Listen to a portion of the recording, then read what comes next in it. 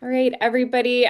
I'm Melissa Davis, the Family and Patient Support Coordinator here at the IFOPA, and I'm really excited to be here with Lindsey Butkus. She is a occupational therapist in New Jersey in the United States, and she has some specialty certifications in home modifications.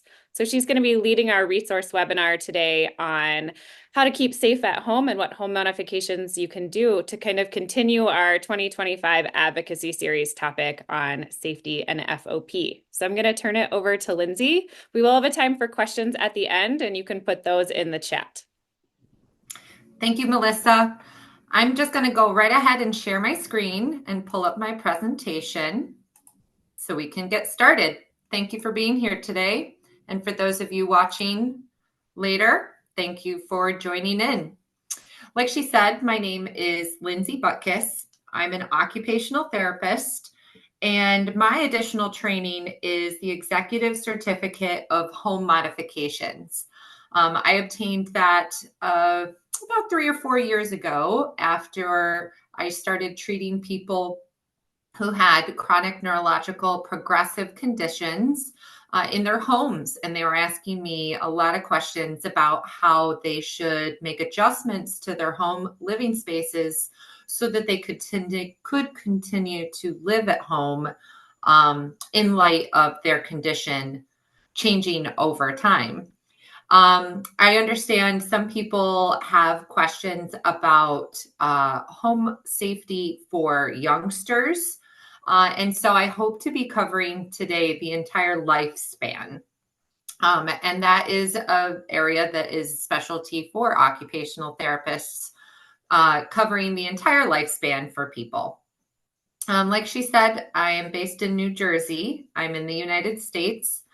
And I'm actually licensed in multiple states because we've had to move a few times. And my current location is New Jersey. I'm the owner of a small company, a private practice called Move Fullest, and contract out to educate and help people with home modifications. So let me start by just saying, what are home modifications? So these are retrofits or adjustments to existing homes that are undertaken to improve someone's access if that person has disabilities or they're older and want to age in place. How an occupational therapist can help with that. Well, just actually in general, how occupational therapy helps people is that we prevent and reduce risk when encountering problems with performing regular daily tasks or high-level tasks. And we do that by either modifying the demands from the task itself, and I'm going to go into a lot of detail about that, creating and promoting a healthy lifestyle to maximize physical abilities, emotional, visual, and cognitive abilities, and helping people maintain or increase their ability to perform daily tasks. We're right for the job for helping with modifying homes and assessing people in their homes because of the educational background of occupational therapists, which help observe the physical structures that a person brings to the table. Like their height, their reach, their mobility, their balance, their ability to walk or stand or sit or lie down. Also, knowledge of disease processes. And then the person, environment, occupational model, which I have over here on the right. We bring those together to find that magic sweet spot to allow someone to better engage with these tasks that they need to do on a daily basis. So sometimes it's moving an aspect of the environment closer to have a better overlap. Or, like I said before, modifying the task itself. That's the occupation, or rehabilitating aspects of the physical structures for a person.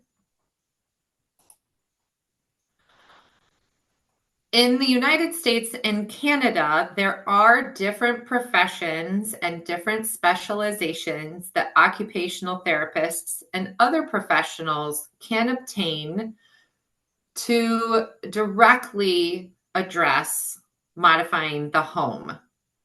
And I wanted to list these for you because this is the letters you might find or look for after someone's name and their credentials, and you'll have a little bit better sense of what they might know or what they've been trained on. Now, I do apologize because this is just for the United States and some parts of Canada. However, my hope is that understanding some of these, then you can go to organizations with your own within your own residence to find if there's something similar.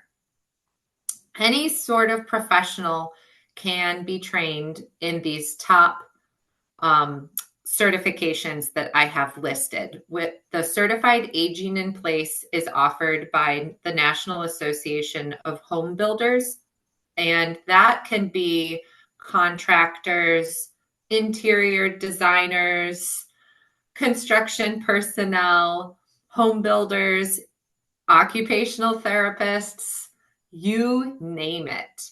So it's a common ground for training, but it will not teach about the physical structures of a person. Then we go on to the Executive Certificate of Home Modifications, the credentials that I chose to obtain. And this is a 6-month course taught through a university here in the United States. And it covers a lot about assessing individuals and their homes and learning how to work with other professionals in the trades to be able to provide kind of a one-stop shop for someone so that they're going to have vetted, reliable personnel coming into the house to make any adjustments. And I am really grateful for this one because I also learned through it different funding sources, which I will be going over later, as well as a lot of the basic just rules and laws of what can and cannot be done to modify a home. And I'll get into that in a little bit too. Then we have CHAMPS, which is a Certified Home Assessment and Modification Professional, as well as CLIP, a Certified Living in Place Professional. Now, for occupational therapists only, we have some resources.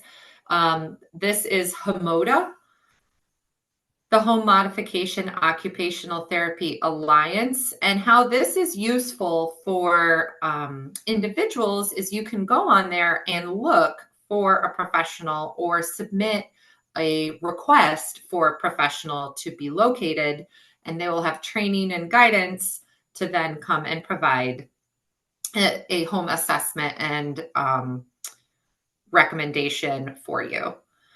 Then there's also our national association, American Occupational Therapy Association, which provides an environmental modifications training and resource group for OT professionals. And then finally, this last one, which I'm really excited to talk with you about because I just got to learn a little bit more about it through practitioners as well as professors who are utilizing this in different communities throughout the United States at our recent National Association meeting. This is called Capable, and it's Community Aging in Place, Advancing Better Living for Elders. So this is one thing they've kind of toyed with the idea of providing this for younger people, but currently that is just in the development stage. So this is for older people needing to live in their homes. And what this provides is training for the professionals, and then they are tasked with going into people's homes. And it's a team of 3 people with at least 4 visits coming out to the house. It's an occupational therapist, a nurse, and a handy worker to actually install whatever equipment is recommended. And it's a very low cost way to make some immediate adjustments and allow people to remain safe in their home. So this wouldn't be like major remodels, but some simple modifications, as well as follow-up training for the homeowner or the renter to ensure that they're able to utilize these new tools in the house. And I wanted to share with you that they have a map on the website, and you can see the website down at the bottom. If you go to capablenationalcenter.org, then you can pull up where there are current capable projects. And they are currently in the United States and one part of Canada. And I found it. It's included on this map over here in Nova Scotia. So it's not everywhere, but you can pull it up and even zoom in. So if this is applicable for any of you or someone you know, I just wanted to supply that as a resource. Hopefully someday the Capable for Kids will be launched, but as of right now in 2025, this is for older adults only. Now, one thing I want to talk about, remember at the very beginning of my slide deck, I talked about how what the definition of home modifications are. And I talk about this to also highlight that retrofits to the home based on the individual's need is not the same thing as ADA. And here in the United States, that's an act that we have. It's called the American with Disabilities Act, and it protects civil rights of people to access public spaces. Why I bring this up is because these are some minimum standards that public buildings are required to adhere to so that as many people can access those public spaces as possible. So that creates like a handicap bathroom and a ramped entrance and handicap stalls, like I said, as well as lighting and elevators, you name it. However, this will not necessarily be what works for everybody in their own home, because this is a minimum standard for the maximum number of people to be able to use public spaces.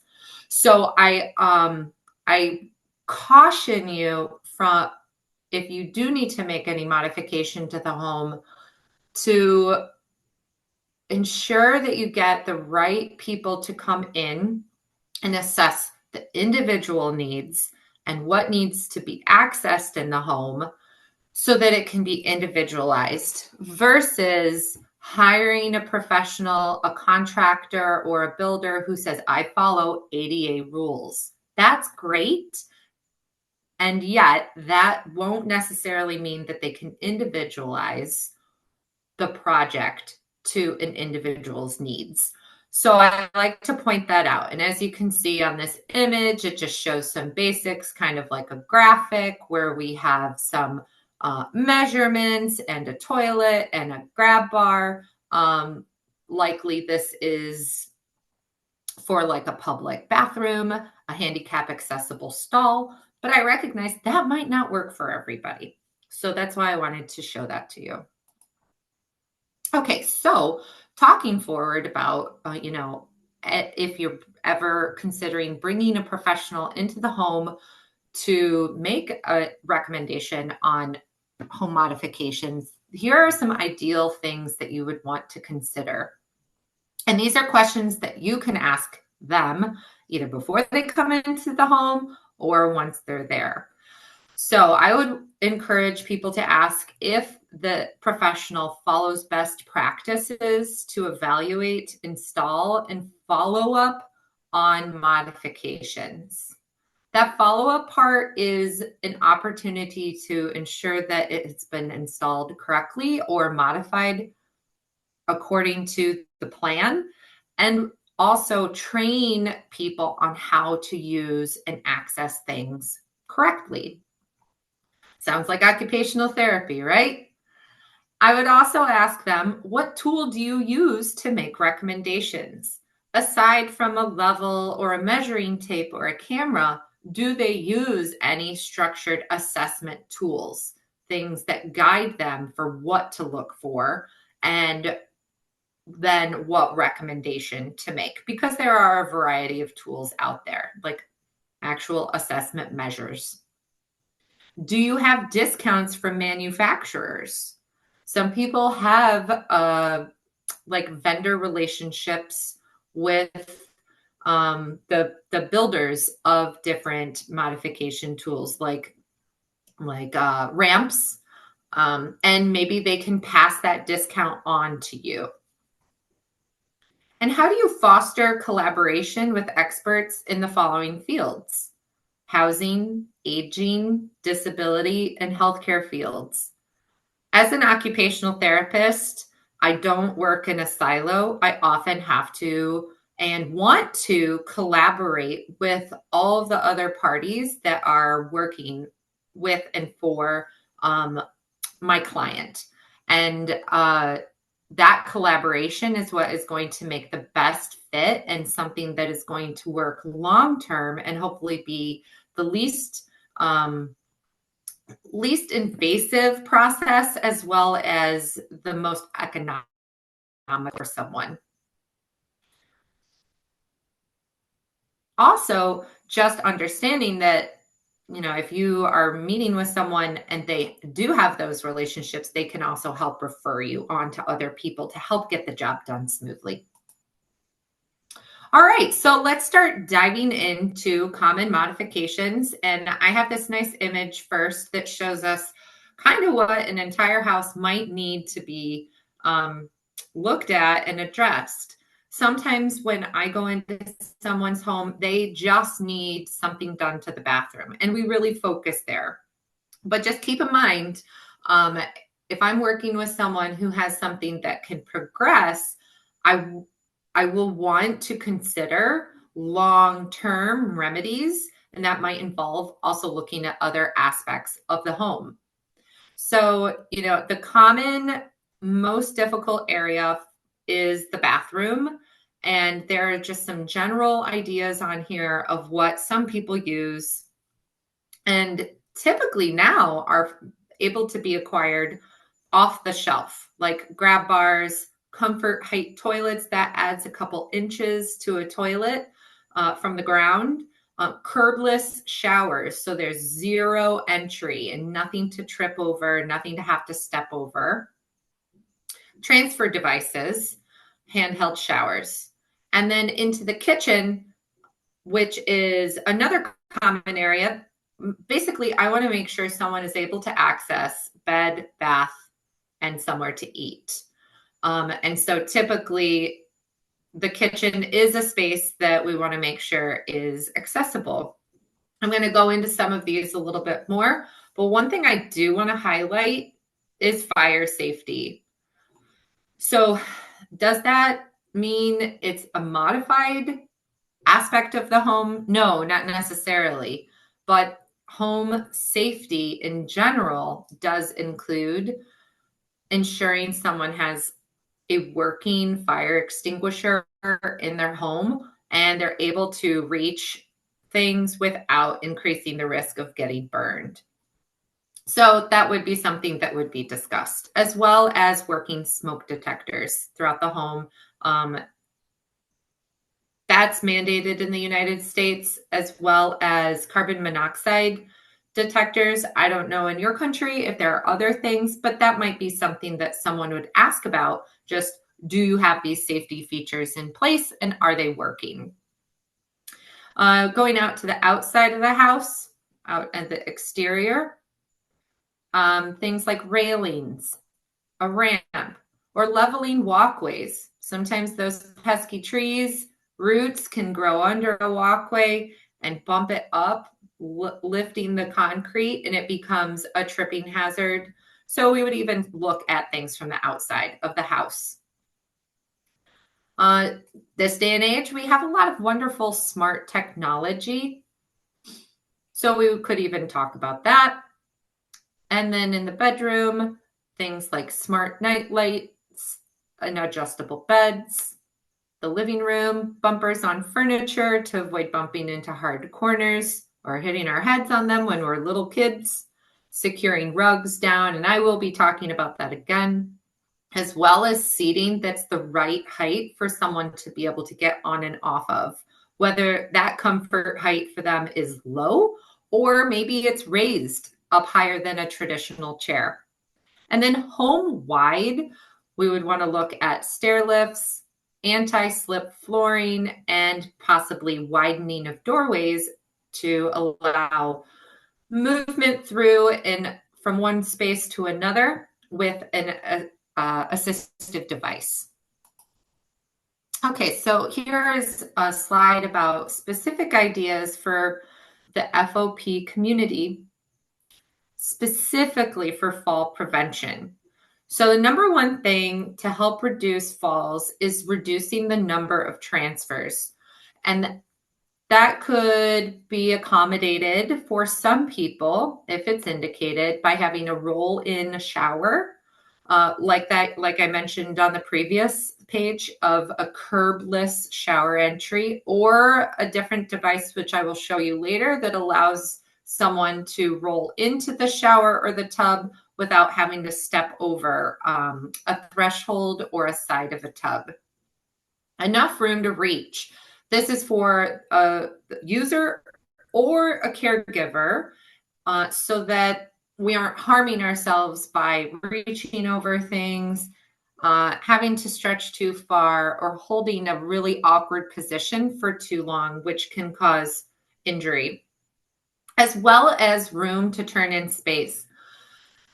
Years ago, before I had my training, I went into someone's house and I was delivering just traditional occupational therapy services, rehabilitation for this individual living with a chronic condition.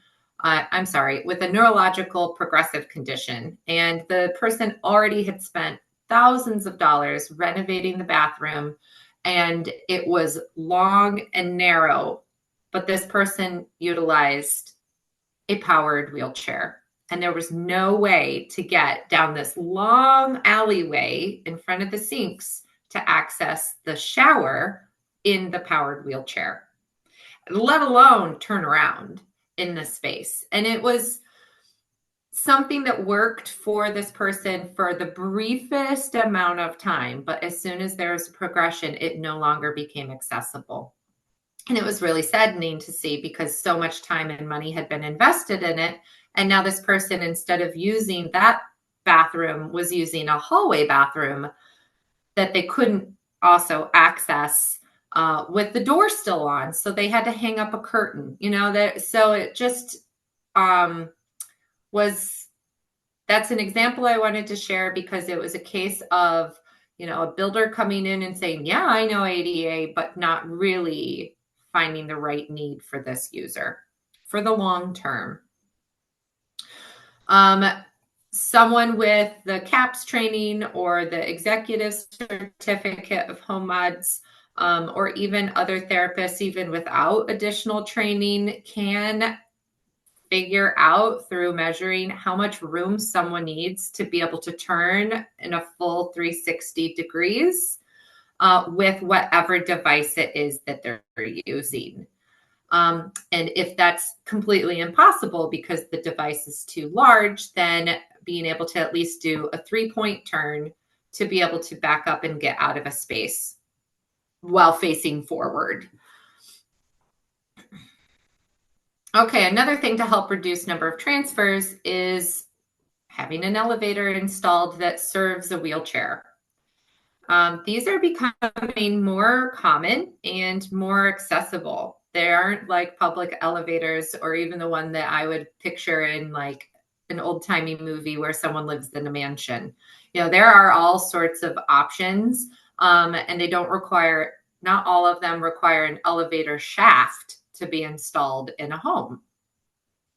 And then a stair lift or a chair lift. These can allow someone to go up and down a flight of stairs or even a few stairs without having to actually physically climb the stairs, which can reduce the number of transfers.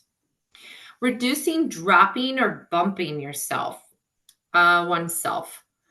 Improving task. So that is lighting that is directly over the field of something that someone is working on. So if you think of like a table lamp, or in the kitchen, an under the counter mounted light fixture to allow a user to see what they're working on, as well as night lighting. There's all different kinds of night lights, some that just shine down onto the floor so they don't wake us up too much, but allow us to see so we're not going to bump into something in the night. Both of those, I'm a big fan of light. It really can help us navigate different spaces, see what we're doing more accurately. It takes less eye strain, and it is one of the big and pretty low cost things to improve safety. Increasing ease to reach items. Now, my phrasing of it might sound a little complex, but really it's not. A common thing amongst occupational therapists is simplifying a task. So if there's something that is used often, it should be within reach versus up on a high shelf or stuffed down in a really low shelf. Similarly, if it's something heavy, like a pot, a crock pot, or something sharp, that should be maintained at waist height or lower rather than up high where we risk having to carry something down with two hands and it could fall on us or we could lose our balance while carrying something down. Sometimes for some people, I recommend, hey, if you have a favorite plate and a cup, see if it can just live on your counter. I know a lot of people don't like things living out on their counter, staying in sight, but sometimes that's just easier.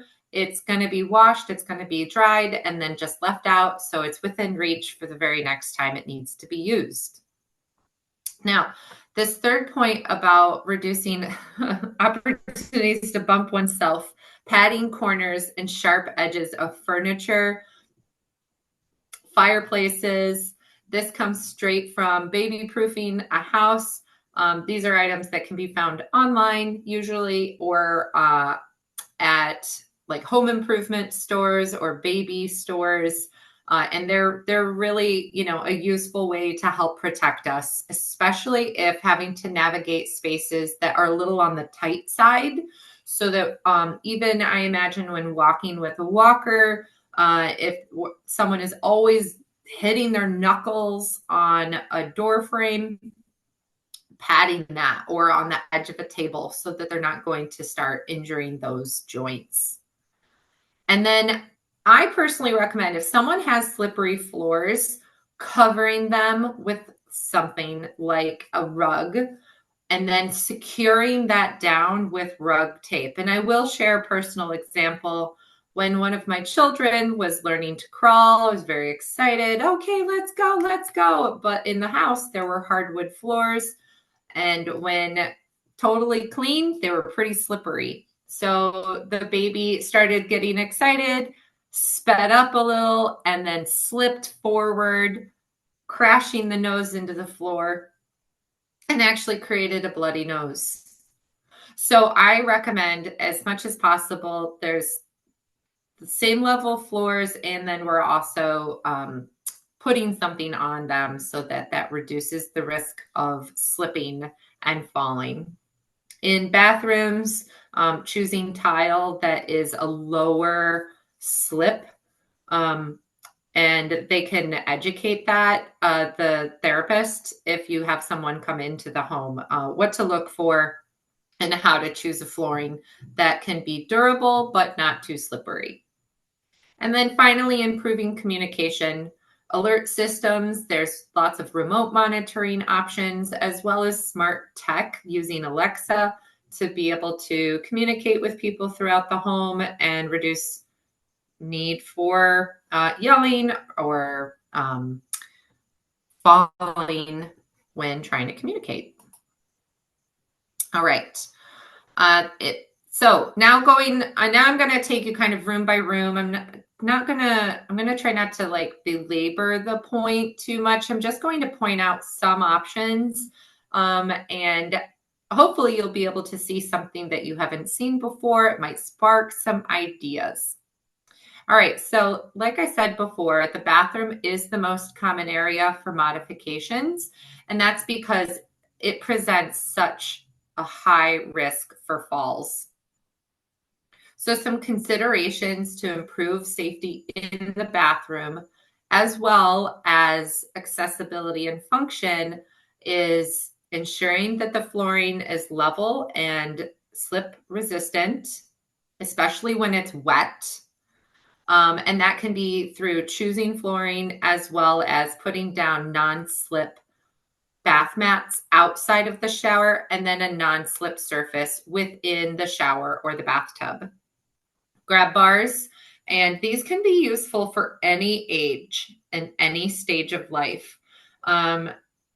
This set here is by a company that services worldwide, and they offer the grab bars in a multitude of colors. And again, well, like I was talking about with lighting before, I typically recommend someone install a grab bar that's a contrasting color from what their surface is that it's being mounted on, so that it's easier to identify. And then we get into a habit of using it, especially when stepping in or out, or any moments when our eyes are closed during a showering task, or if we need to be, reaching somewhere and that might throw us off balance. Now, I just really liked this array of colorful grab bars here. I think, especially if there's like a child that needs some stability, putting in a playful color can be fun and enticing. And they come in all different lengths and even different shapes, which I'll be able to show you more here in a minute. Adjusting the sink height to be a better height, as well as adjusting the toilet height to make it easier to access. And then bathroom accessories. So what do I mean by that? There are different things that we have to reach in the bathroom, such as a towel bar, a towel ring, toilet paper holder. Maybe there's the sink itself or a toothbrush holder on the wall. Those can be swapped out for things that are securely installed into the wall and can also become another grab bar. And I'll show you some of those examples here. So here's some examples in the shower or in the bathroom. We've got a shower stool here. They make a lot of really different, beautiful, different types of stools that don't feel very like institutional anymore. And so I wanted to show that one to you. This one can be mailed anywhere and assembled at home. Here we have someone with a handheld shower head. Very common, it doesn't require any major installation, but can make showering activity much easier. So if someone needs to sit, they can still, remain in the water, or someone else can direct the water, keeping the water inside the shower rather than going all over the bathroom or spraying everybody involved. Here's an example of one of those accessories in the bathroom that's integrated. So this is all one unit, a toilet paper ring that is mounted into this grab bar. So whenever someone is going to move, there isn't going to be something that they could try to reach for that will fall or not catch them if they're falling. And then finally, this is an image of a mirror that can tilt in space so that it can angle down or up, and someone will be able to see themselves no matter what height they are. Here's some more examples of integrated for grab bars. This image on the top, it can be a ring going around the knob in a shower. This sink here, it's mounted on the wall. We've got room to roll underneath it, so it's wheelchair accessible, and it has this lovely grab bar integrated in the front So if someone needs their hands free, they can kind of pull forward and back rather than have to, slowly navigate by mobilizing with the wheels. Or if they're in like a transport chair and there are no wheels for navigating, can just grab onto this bar and pull right in. Additionally, I've just detailed a little more about what is available out there in terms of grab bars, all the different shapes. Someone needs to know how to install it. There are some that don't require any sort of installation, which I've found can be useful if there's different materials that a room was built out of and it doesn't allow drilling. So that's something like a super pole. This is a brand name, but I'm sure there's all sorts of brands. It's tension mounted on the floor and the ceiling. So it can really be secured. It has a handle that sticks off to the side and someone can hold on to it when they're going to sit to stand or step over different thresholds or however they need it. Some people use it also just for a transfer from one surface to the other. And things that the occupational therapist would want to assess is what's the client's strong side? Which direction are they needing to move? And which direction can they reach for something? And that's where we're going to put the grab bar. What can they see? Do we need a high contrast color? What's their grip strength and the range of motion? If a shoulder can't reach above, if like an arm can't reach above shoulder height, well, then we're not going to be putting a grab bar above shoulder height. And the list goes on. In the kitchen, here's another example of ways to make things within reach and not have to leave it out on the counter. I think this image just came from an online store. So this isn't any sort of specialty thing that you'd have to go to a specific manufacturer. And this is a rack that the dishes can then be lowered down to counter height so someone can reach it. And some even have an additional pole that kind of grabs onto the handle so it can be reached all the way from a seated position. Cabinets and drawer pulls, rings are easier than knobs, and levers are easier to manipulate than knobs as well, especially for the faucet. Sometimes people like to install tech things in the kitchen to improve their safety, or even have movement activated like sinks or trash cans, different things that use a little less of our hands.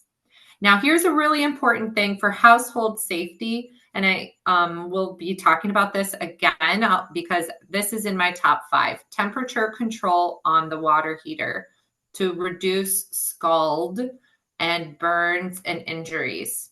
It's typically a simple adjustment, and so if someone is washing, they're not going to get burned. And then again, for the flooring, especially in a kitchen, because floors can get wet and greasy, ensuring that it's a non-slip flooring. Smart lighting can minimize risks of slipping or tripping, and it reduces the need to search for switches when walking into a room, especially if it takes time for our eyes to adjust when we get into a room. We don't want to have to be navigating through with our arms out in front of us and tripping over furniture just to turn on the light switch. And so that can be done with automatic lights, keeping the light right by the front of a room as you enter, or even just lit pathways. Here's an example of a chair lift or a stair lift for this house. There's even some that swivel out in front, so there's more room to get on and off. There's usually some requirements for balance to be able to safely use one of these, and that can be addressed by the professional who comes into the home. But this can definitely allow someone to have access to multiple levels in a home instead of one level living. I always like to make sure that the handrails at interior stairs as well as exterior stairs, that they're secure, that there aren't any loose handrails. And an elevator, like we talked about before, lighting on the steps, improving tread visibility. So the tread is the top of the stair compared to the front edge of it. And this is a nice example because we've got a different color, so that creates a contrast, but I can imagine those are actually quite slippery stairs. So there are strips that can be put on the edges of steps that make them less slippery. And that's usually something that I recommend as well. Here's another example of a nice light that can be a smart light. It's the outlet itself. This can be anywhere in the home. And I like that it points down so someone can access a space without having to turn on all the lights, which as we age and have to use the bathroom more often at night, that can be really handy so that we don't get woken up too much. In the bedroom, there's different modifications to make it easier to transfer in and out of the bed. The professional needs to determine how someone transfers in order to make any sort of custom recommendations, whether the bed needs to be raised or lowered, if there needs to be a bed rail, a hospital bed, or again, one of those super poles to help with transfers. Lighting, just like that last room I talked about, making sure there's a lamp within reach, and especially from the bed itself, as well as smart lights, those that turn on when the ambient light gets too dark, or can clap or talk to them if it's navigated through like a smart system in the house, or even accessible from a phone to turn on a light, as well as night lights, those that are on all the time or just turn on when someone goes past them, like a motion activated night light.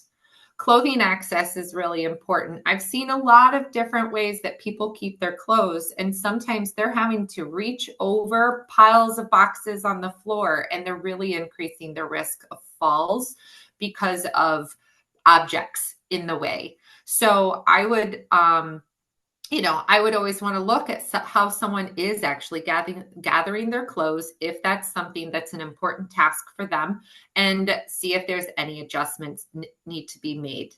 And then, of course, ensuring that someone has room to maneuver with or without an assistive device, whether that's because of the room dimensions or furniture dimensions or any extra items on surfaces or on the floor that gets in the way of someone being able to safely get in and out of the room.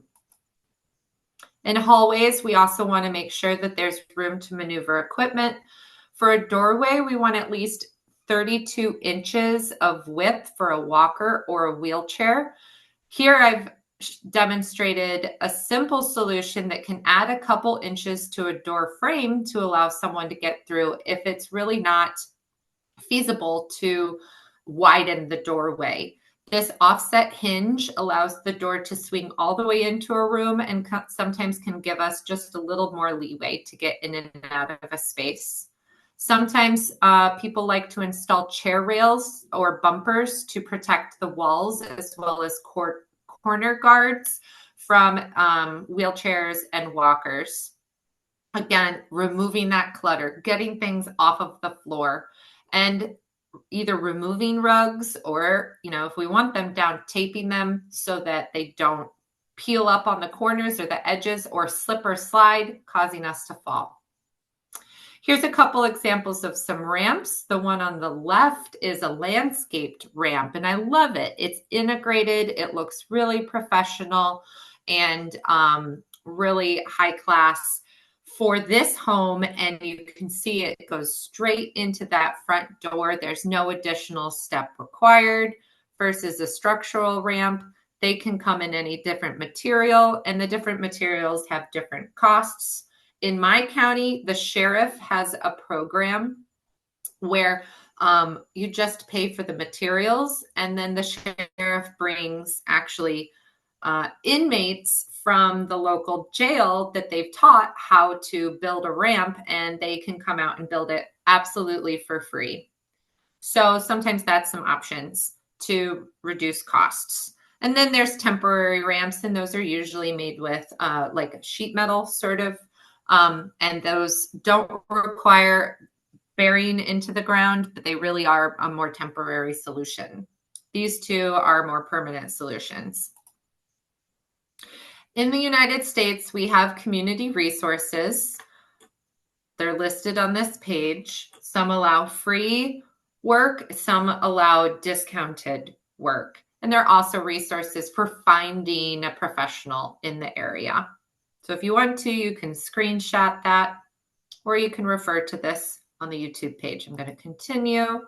There's also different payment sources for home modifications, from private pay to loans to grants to insurance, health insurance, at least here in the United States at this current moment. So to recap, my top 5. High impact modifications can be low cost. I encourage people to focus on the areas of greatest need, which typically is bathrooms, stairs, and access to the house, and seeking consultation from an occupational therapist.